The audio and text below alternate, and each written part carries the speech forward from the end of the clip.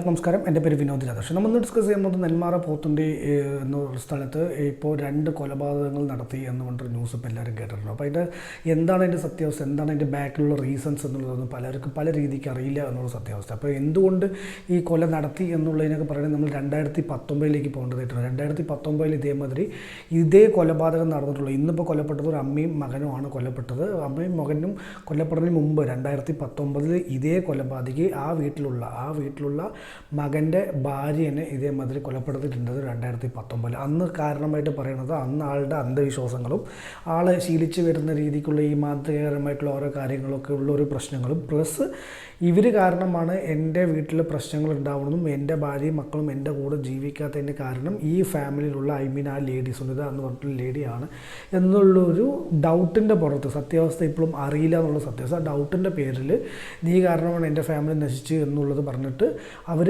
ആ 2019 ഈ ചെന്താമര എന്ന് പറയുന്ന കൊലപാതകി അന്ന് അവിടെ കൊല നടത്തി 2019 കൊലപ്പെടുത്തിയിട്ട് നെല്ലിയമ്പതി കാട്ടിൽ കയറുകയും പിന്നെ അവിടെ നിന്ന് പോലീസ് കണ്ടുപിടിച്ച് കേസ് അന്വേഷണമൊക്കെ ആയിട്ട് പണ്ട് ഈ തെളിവെടുപ്പിനൊക്കെ കൊണ്ടുവരുന്ന സമയത്തും പുള്ളിക്കാരൻ അന്നേ പറയുന്നുണ്ടായിരുന്നു, അന്ന് അവിടുത്തെ MLA എല്ലാം സാക്ഷ്യപ്പെടുത്തുന്നുണ്ടായിരുന്നു. എന്താ വെച്ചാൽ പറഞ്ഞാൽ ഇനിയും ഞാൻ ഈ 2 പേര് എന്തായാലും എപ്പോഴായാലും കൊലപ്പെടുത്തും എന്ന് പറഞ്ഞിട്ടൊരു വാണിംഗ് പോലെയൊക്കെ സംസാരിച്ചിട്ടാണ് അന്ന് അറസ്റ്റും കാര്യങ്ങളൊക്കെ ഉണ്ടായിരുന്നത്. 2019 ശേഷം അറസ്റ്റ് കഴിഞ്ഞു. അത് കഴിഞ്ഞിട്ട് ആൾക്ക് ഒരു 50-55 വയസ്സിൻ്റെ റേഞ്ചുള്ള ഒരു ഏജ്ഡ് ആയിട്ടുള്ളൊരു പേഴ്സൺ തന്നെയാണ് ഈ ചെന്താമരകൃഷ്ണൻ എന്ന് പറയുന്നത്. ആൾക്ക് പല രീതിക്കുള്ള ഈ മാന്ത്രിക താന്ത്രിക കാര്യങ്ങളൊക്കെ ഉണ്ടെന്ന് പറയപ്പെടുന്നു. പക്ഷേ അതിൻ്റെ തെളിവോ കാര്യങ്ങളൊന്നും പറയില്ല. പല കുടുംബങ്ങളിലുള്ള പ്രശ്നങ്ങൾ ഉണ്ടാക്കുന്നത് ഇവരാണ് എന്നുള്ളതായിരുന്നു അന്നത്തെ പ്രശ്നം എടുത്തത്. അതേ ആൾ ഇപ്പോൾ പരോളാണോ ജാമ്യത്തിൽ ഇറങ്ങി കുറച്ച് ദിവസങ്ങളായി, അല്ലാണ്ട് ഇന്നോ ഇന്നലെ ഇറങ്ങിയതല്ല, കുറച്ച് മാസങ്ങൾക്ക് മുമ്പ് 1-2 മാസങ്ങൾക്ക് മുമ്പ് ആൾ പരോളിൽ ഇറങ്ങിയിട്ടുണ്ടായിരുന്നു.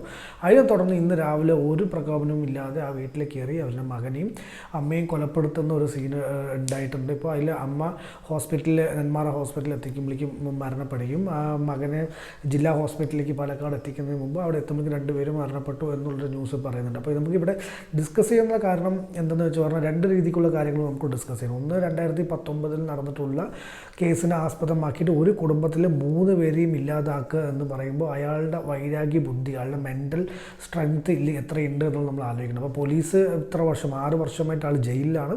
അപ്പോൾ ജയിലിൽ ഇതിനെക്കുറിച്ചുള്ള ഒബ്സർവേഷനോ കാര്യങ്ങളൊന്നും ഇല്ലേ എന്നുള്ളതാണ് നമുക്കിവിടെ ചോദിക്കുന്നത്. കാരണം അവിടെ മെൻ്റൽ ഹെൽത്തും എല്ലാം ചെക്ക് ചെയ്യുമെന്നുള്ളത് നമുക്ക് മനസ്സിലാക്കാൻ സാധിച്ചു. പക്ഷേ എന്നാൽ ഇതൊന്നും ഉള്ള ഒരാളാണെങ്കിൽ എങ്ങനെ പുറത്ത് വിട്ടു, എന്താണ് ഇതിൻ്റെ ബേസിക് അടിസ്ഥാനം എന്നുള്ളത് നമുക്ക് ഇപ്പോൾ തന്നെ മനസ്സിലാക്കുന്നില്ല. പിന്നെ ഒരാൾ 6 വർഷം ജയിലിൽ ശിക്ഷ അനുഭവിച്ചുകൊണ്ടിരിക്കുന്ന ഒരാൾ വീണ്ടും വന്നിട്ട് ഈ കൊല നടത്തണമെന്നുണ്ടെങ്കിൽ ജയിൽ അത്രയും കംഫർട്ടായിട്ട് ഫീൽ ചെയ്തുകൊണ്ടായിരിക്കണമല്ലോ ആൾ വീണ്ടും വരുന്നത്. ഇല്ലെങ്കിൽ പെട്ടെന്ന് എപ്പോഴാണ് നമ്മൾ ജയിലിൽ നിന്ന് ഇറങ്ങണം എന്ന് ആഗ്രഹിക്കുന്ന പലവരിൽ നിന്നും പുള്ളിക്കാരെ വീണ്ടും കൊല നടത്തി ജയിലിലേക്ക് തന്നെ പോകണമെന്നുണ്ടെങ്കിൽ ജയിലിലുള്ള സൗകര്യങ്ങൾ അത്രയും നല്ലതാണോ എന്നുള്ളൊരു ചോദ്യം നമ്മൾ ഓൾറെഡി ചെയ്ത വീഡിയോയിൽ നമ്മൾ ഇതേക്കുറിച്ച് ഡിസ്കസ് ചെയ്തിട്ടുണ്ടായിരുന്നു. അതായത് അവിടെ കൊടുക്കുന്ന ഫുഡായാലും അവിടുത്തെ ഫെസിലിറ്റീസും കാര്യങ്ങളും. അപ്പോൾ ഇവിടെ കുറ്റം ചെയ്തിട്ട് പോയവർ അവിടെ വളരെ കംഫർട്ടായിട്ട് ജീവിക്കണു എന്നുള്ളതാണ് ഇതിൻ്റെ സത്യാവസ്ഥ. അപ്പോൾ അതുകൊണ്ട് തന്നെയാണ് അവർക്ക് ഈ ശിക്ഷയിലൊന്നും പേടിയില്ലാത്തത്. ഈ ജുഡീഷ്യൽ സിസ്റ്റത്തിൽ പേടിയില്ലാത്തത് കൊണ്ടാണ് അവർ ഒരേ ആൾ തന്നെ വീണ്ടും വീണ്ടും ഈ കൊലപാതകം നടത്താനാണെന്നുണ്ടെങ്കിൽ എന്താണ് ഇതിൻ്റെ ബാക്കിലുള്ള നമ്മൾ ഈ ശിക്ഷിക്കപ്പെടുന്നതുകൊണ്ട് എന്താണ് ഇതിൽ നിന്ന് മാറ്റം ഉണ്ടാവുന്നത്, ജയിലിൽ പോയിട്ട് വന്ന് അവർ മാനസാന്തരം വന്ന്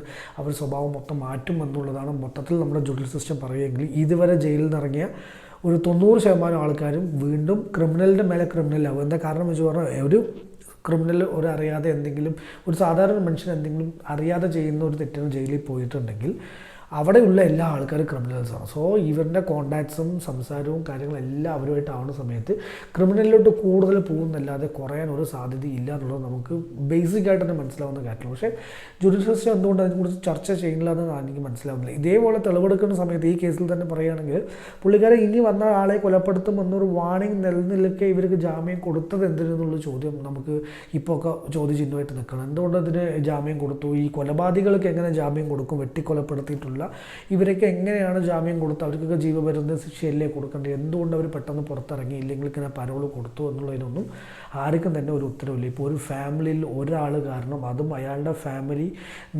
തെറ്റിപ്പോവാൻ ഇല്ലെങ്കിൽ മകനും ഭാര്യയും എൻ്റെ കൂടെ ഇല്ലാത്തതിന് കാരണം ഇവരാണെന്നുള്ള സംശയത്തിൻ്റെ പുറത്താണ്. അല്ലാതെ ഒരു വാലിഡായിട്ട് റീസണും കൂടിയില്ല, ഒരു സംശയത്തിൻ്റെ പുറത്ത് കൊലപ്പെടുത്തിയിട്ടുള്ളൊരു കേസ് ഇപ്പോൾ ഭയങ്കര ഷോക്കിംഗ് ആയിട്ട് ഇപ്പോൾ എല്ലാ ന്യൂസിലും ലൈവ് പോയിക്കൊണ്ടിരിക്കുന്നുണ്ട്. അപ്പോൾ ഇതാണ് ഈ വീഡിയോൻ്റെ ഒരു ഇന്ന് ഇവിടെ നടന്നുകൊണ്ടിരുന്ന ബേസിക് കാര്യം. അപ്പോൾ വീഡിയോ പരമാവധി എല്ലാവർക്കും ഷെയർ ചെയ്തത് മാത്രം പറഞ്ഞുകൊണ്ട് വീഡിയോ നിർത്തുന്നു. നന്ദി, നമസ്കാരം.